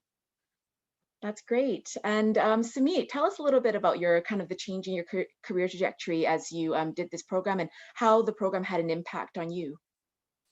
100% echo the comments of my fellow panelists here. I also had a career change 4 months into the program. And even after moving to Coast, a lot of the growth that I got was a direct result of me doing the MBA. Because as you said, I was able to learn something in the class and like immediately apply it to my work on a Monday. And that just changes the value of the whole program like tremendously. And because of that, and also it allowed me to focus a lot on my strengths that I brought from my undergrad and the previous experience, similar to what Caterina mentioned. So engaging with the different stakeholders, going into the meetings was just a different confidence level. And the way I was coming to the table during my MBA was just as a totally different professional than before starting my MBA. Mm-hmm. That's great. Thanks so much, Sumit. And Nina, tell us, because you were like the career promoter, so you stayed with the same company. You went kind of from junior to a director level now. Tell us a little bit about like how the program like helped you navigate these changes in your career. Mm-hmm. And I would echo a lot of what's already been said. because when I first came to the program, I had a very junior role. I really thought, you know what, I need something else to keep me busy and to make sure that if I'm at the table and some of these meetings, I'm contributing in a meaningful way and I actually understand what's going on. I had complete confidence that I would get promoted within my organization eventually, but the MBA really helped contribute towards how fast I got promoted. So even during the course of the MBA, and within 3 months of when I finished, I had 3 different promotions. And so that was a lot faster than had I not gone through the program. I would equate that to be maybe it would have taken me 5 to 6 years to get to the same level I got to within 3 months of graduating from the program. And that really was because I could start contributing to the organization in a meaningful way right after a weekend of classes, right? Right after really understanding the different perspectives and being very open to what was happening in other departments and parts of the organization as well too. Mm-hmm. That's great. And like, I think there was this thread through some of your stories that I heard about doing an MBA itself is this powerful form of signaling to your existing employer that you're ready to put in this type of work, you're ready to get this strategic education. And whether you know it or not in your head or can imagine where the next step is, it's taking you somewhere. And I think that's something I've heard from others. I've heard from some of your stories about this powerful signaling effect that happens when you tell the employer, I'm going to do an MBA. And you're doing it at UBC. It's not an easy program. You've all worked really hard for your MBAs. And yeah, and it kind of signals that you've got the education, you're ready to put in the work, and you're ready to take the next step. And oftentimes I find with these stories, the next step wasn't even something you anticipated. It was like, you know, Caterina ended up in finance. It wasn't even something you anticipated, or Nina getting 3 promotions so quickly. Like it's quite interesting that sometimes it exceeds your own expectations. And that's some of the most exciting parts about like seeing the alumni again, is seeing just how much it's impacted their career and how quickly some people have moved. So, so thanks for sharing your stories about the career trajectory. I'm going to take some questions from the chat right now. There's a question here about like, did you experience difficulties handling study and work at the same time? And what were your tips or like suggestions for how to resolve this? That's one of the hardest things about the PMBA, is that management of work and school and life and trying to have like some semblance of life while you're doing it. So welcome your opinions on your experience with handling that balance. Anyone free to start? I can go. Oh, Please go ahead. Oh, okay, sure, thank you. So I love the virtual world. I would say it depends, and it depends, you know, week to week on what's going on. It depends on the course load that you're dealing with. But one of the things that really helped balance was really working with your colleagues, you know, creating that network of people that you know that in certain weeks you need to rely on them, and they can take on more of the burden than you can in particular weeks. And then when it's time for you to help contribute because they've got a tough week ahead of them, you can really create that network at work. And not only at work, but also in your personal life. It's really important to have that support network around you because it is a intensive program and it's just a new normal. I hate using the words new normal, but it is a different type of life than pre-MBA, but you adjust and you make it a priority and things naturally fall into place. So yeah, it's a lot of work, but it doesn't feel like work once you're actually in it. Mm-hmm. Definitely not going to sugarcoat it. It was difficult. It's 2 years of intense work. Somewhere in the mid of second year of my MBA, I also had a baby. But to echo what Nina said, it's about like you learn collaboration. You learn to be part of a team, and sometimes you're relying on others. Sometimes they're relying on you. And looking back, you can't even imagine. Like it's difficult to imagine that. Oh, I couldn't have imagined that I had this much capacity. And it just totally expands how much you can handle. And that reflects then both in your professional and personal lives. So it's difficult, but it's worth it. Great to hear. I found one of the things, I mean, it might be a bit different during the COVID era, but I actually became close friends with quite a few of my classmates, and we would have a class on the weekend, and then we'd go and have dinner and a drink and talk about, the classwork or whatever, like, and so it kind of could be a little bit more fun than, strictly, imagining it as being like you're just, in class all the time and then doing homework by yourself. Like, there's a lot of collaboration. I think even virtually getting together in small groups and just, casually talking about the material and working through things together makes it feel like less of a chore, and more actually enriching and enjoyable. So that's something that I mean, and I'm still very, very close friends with quite a few people from the program. So, I think that's an advantage and a benefit of the program that I didn't realize prior to taking it.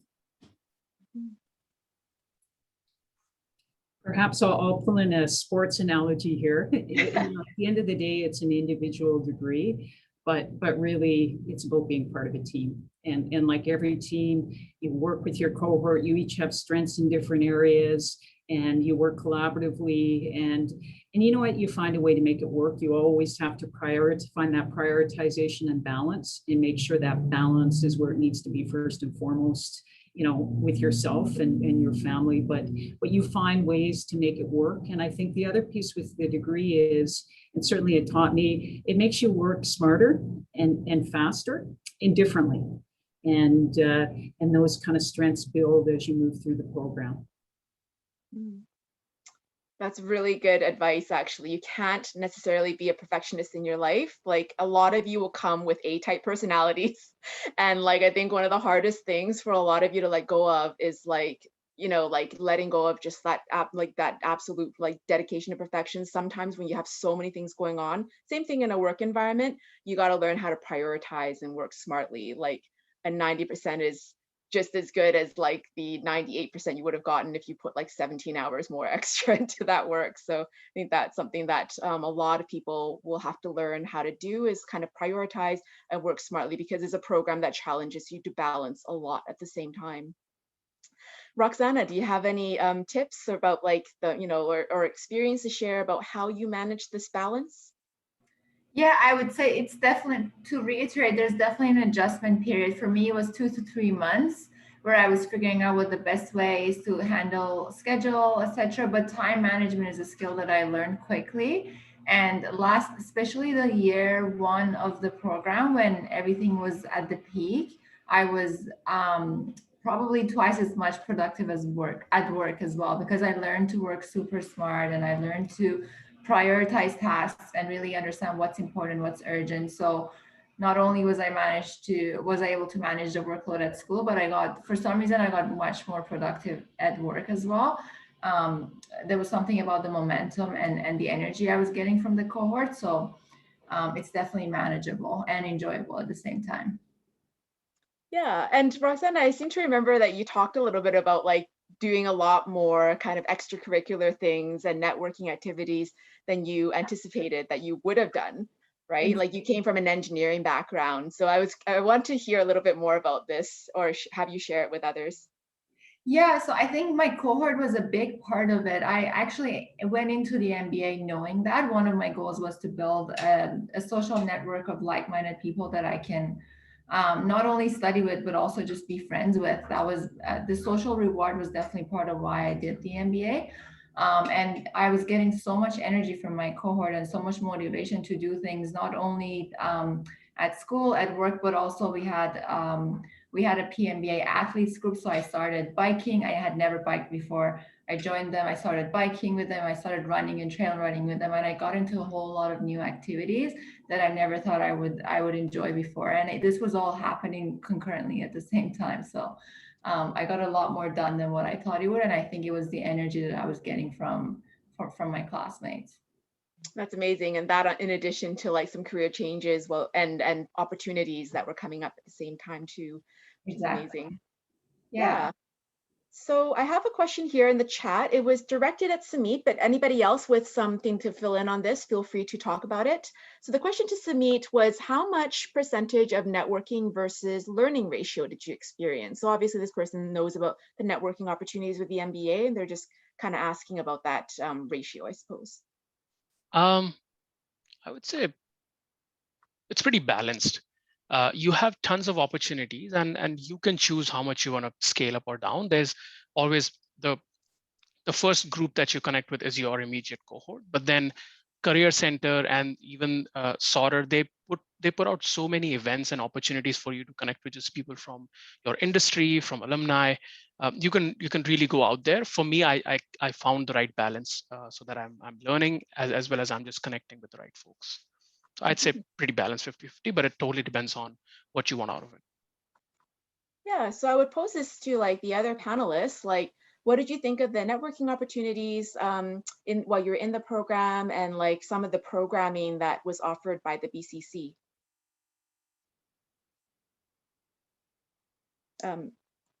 Anyone, or maybe I'll just, Suzanne?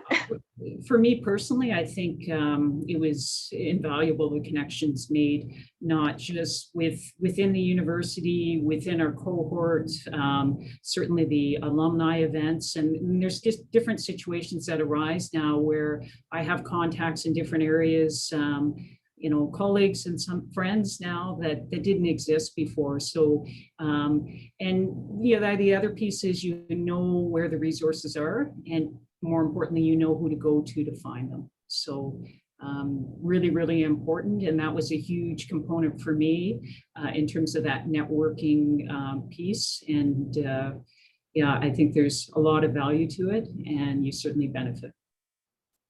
Yeah, that's awesome. And then I think there was a question in the chat about, like, was there a particular course that was very meaningful to you when you were doing the PMBA, and what was it, and why, I suppose?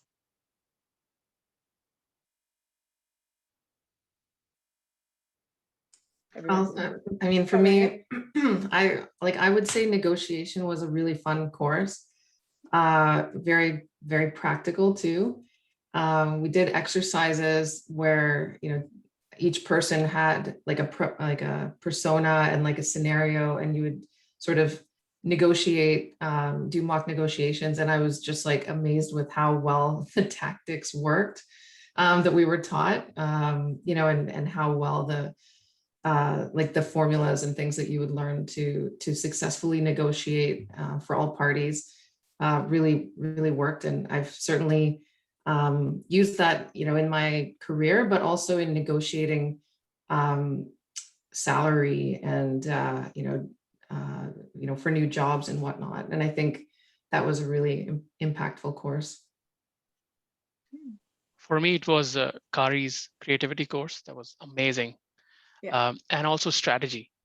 It allowed me to just understand the different pieces of the puzzle, and like how organizations have to always balance and also say no to certain things, and why those decisions have to be made. And as a leader, you have to be making those difficult choices. So really, like, I really enjoyed these two courses. Anybody else had a particularly impactful course that they took? I'll go next. For me, it was residencies. All three of them, obviously there's different topics, but every one of them was so unique in both the topic that was that we were studying, but also just the fact that we had 1 week to prepare a project, and it was very intensive, and it closely mimics what goes on at work every week. So I love residencies. Okay, excellent. Yeah, and I would just add, I unfortunately only caught the tail end of the creativity presentation, but I had a different instructor at the time. His name was Jim Southcott.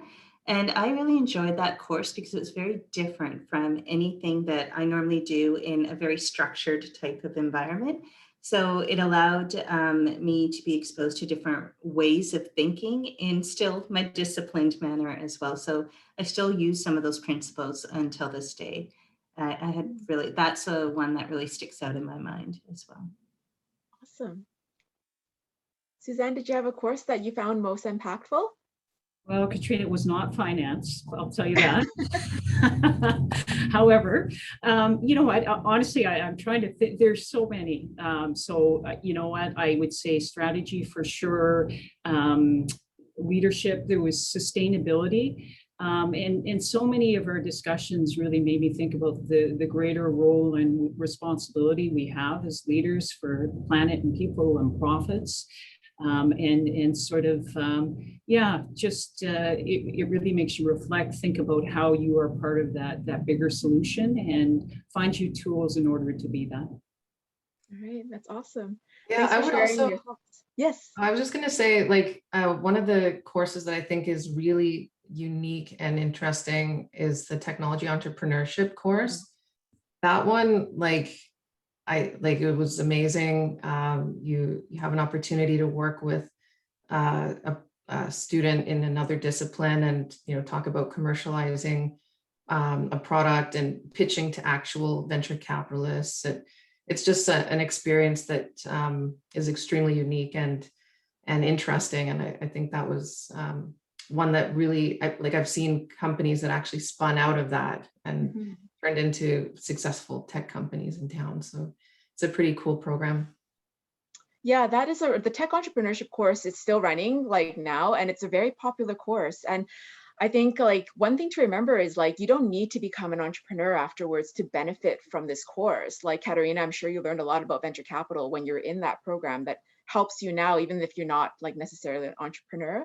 So courses like these, like opening your mind to take courses that you didn't necessarily expect you're gonna do a career in, is an important thing to keep in mind as well, because I think it could really have an impact, like even if you don't become an entrepreneur, like you learn about venture capital, you learn about like how different groups like work together to literally prototype a new product, or just be involved with it. It's just really interesting to kind of learn in that manner. So thanks for bringing that course up. It's definitely a favorite of many people, even if whether they do or do not become an entrepreneur. Great. So I see I have a question here that was directed at Roxana, actually, from Tanvir. Which courses did you feel helped you most in your post-MBA position? I would say the leadership courses for sure, because of the nature of my current position. I deal with stakeholder management is a big part of my job. So the leadership courses were definitely most applicable to my current position.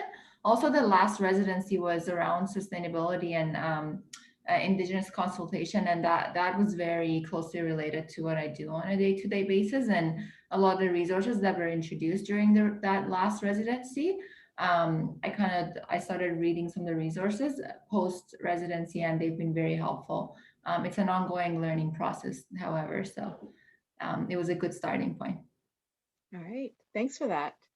And the one question I wanted to pose to the panel is that this idea, like, and you guys have all kind of hinted at this as you were answering various questions, but can you talk a little bit about the importance of the MBA cohort itself, both in terms of, you know, getting through the program academically, and then just kind of socially and career-wise, that the support of this network as you went through the program and then post-program as well. So any kind of thoughts around that? In terms of peer support, like 100%, I wouldn't be able to do it without them. I relied on the support of my cohort all the time. I relied on their friendship to get through the courses and get through the stress of the program as well. And they made it really fun. In terms of career, I haven't. There are a few people that I potentially are working in industries that I might look into in the future. So I've had casual chats about them, but I haven't really looked into it in detail. So for me, it was mostly just peer support throughout the program. Absolutely. Sorry, please go ahead, Nina. No, this time you go ahead, please. Yeah. Thanks. The whole cohort was relying on Roxana to run a book club. It's like different people would do different things, and we had these communities. So you get a chance to like really connect with this cohort of people, and definitely these relationships stay with you for the rest of your life, both professionally and personally. Mm-hmm. And it's funny that you mentioned book club, because I was going to say, along with being, your peer group during the program, our group, there's about say 8 of us that did connect really, really well. And so we started out forming a book club. Nowadays, it's kind of a wine club. Actually, it morphed into a wine club in the early days as well, too. And we do still, bring up interesting articles and interesting books to read. But it is that support network that you know that you can still rely on years after doing the program. And even if we're not in the same field, often, like I find myself reaching out to some of my colleagues that I did the MBA with to just use as a soundboard to be like, hey, I've got this situation at work. This is how I'm thinking of approaching it. What's your perspective? What's your take? And I get very similar phone calls or requests for that type of discussion on a regular basis as well. So the type of people that you meet in this program are really people that if you had met them in other aspects of your life, maybe you would have been naturally drawn to each other, but this program helps expedite that for you as well. So I benefited a lot from my cohort. Awesome. Thanks, Nina. Just want to say ours was also a food and wine club disguised as a book club. It was just parties at Roxana's natural place. progression of many book clubs. We do read books, though. We have a lot of books we read. Anybody else want to talk about their experience with the cohort or just like support they got? Sure. Yeah, it was really interesting, the kind of diverse backgrounds that the cohort had. So we had engineers, people with marketing backgrounds, people with all sorts of different backgrounds. And so because the program is really multidisciplinary, you take one course and somebody sort of, has a bit more background in that and kind of leads some of the, if you're working on a project together, they kind of take a lead, and then you learn from them as well as just the material from the course. So that was really interesting and beneficial, and gave different people like moments to shine and to learn from each other. And then, I would echo the social aspect was really a benefit. Like we would rent a house in Tofino and go there. There's like 10 of us or whatever, and just like have a lot of fun, go to Whistler. And so we definitely became friends. It's not something that is a requirement of the program.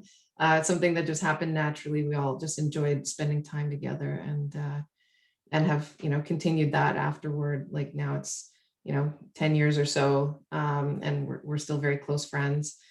And I think not myself, but quite a few people in the program that I can think of did eventually get a career opportunity through other people in the program, like a major opportunity that wouldn't have necessarily been available. So just direct kind of career advancement was also a factor for some people.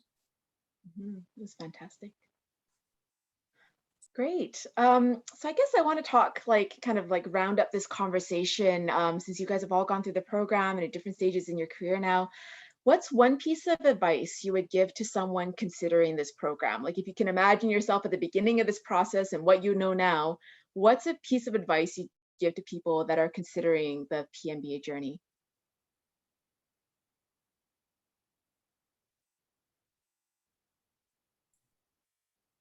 Suzanne, you want to start? My advice would be don't wait. And if your opportunity allows you to do so, seize the moment, take the opportunity, and it will be a life-changing one for you. Yeah, that's great advice. I hear people kind of like hold back sometimes from doing it. I'm like, if you don't do it now, like you don't know what's going to happen in the future, like that can hold you back now. There's all sorts of reasons to say like, I'm not ready for this. It's a lot of work, but it's going to be a lot of work in another year, in another 5 years. So that's a great piece of advice. And the longer you have this network and this education, the more you can utilize it throughout the course of your career exponentially. So mine kind of flows from there. It's like when you decide to do it, really apply yourself for those 2 years and really demand that progress from the ecosystem around you. Connect with the career coaches, connect with your cohort, like just like for those 2 years, that should be your absolute focus. Yes, definitely make full use of the services that the program provides.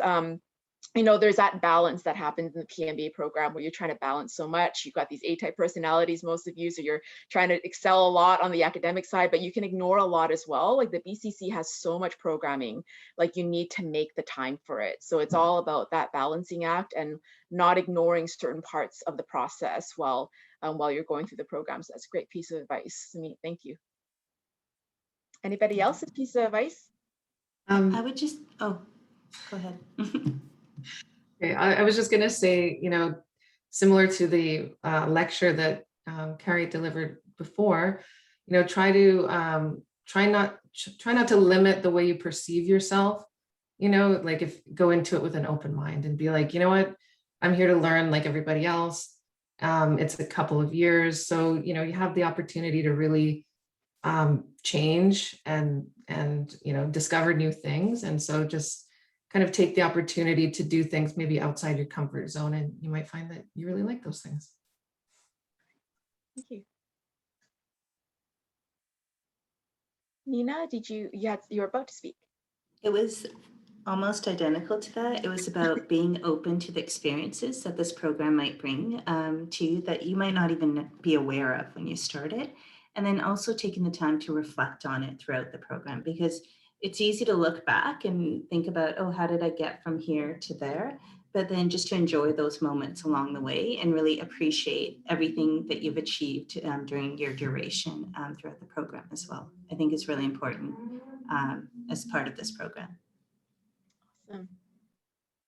And Roxana, any piece of advice? Yeah, I was just going to say, just take advantage of all the networking opportunities and network as much as you can. You're going to meet an amazing group of people, either through your cohort or all the kind of cross cohort events and all the events that are organized through Sauder.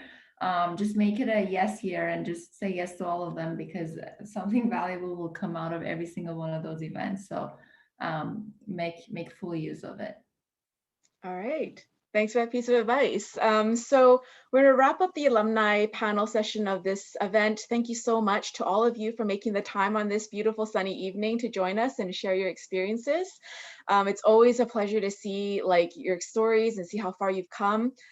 So round of applause for all of our alumni panel, and I wish you all a good night. I'll be staying on a little longer just to see if anybody else has any other questions, and we'll end our evening after that. So thanks again, everyone. Great. So I am looking here. No questions. I think people are ready to go off to their evenings. So thanks again, everyone, for joining us today, and really appreciate you sharing your stories. They are always inspirational, and I wish everyone a good night. Thank you.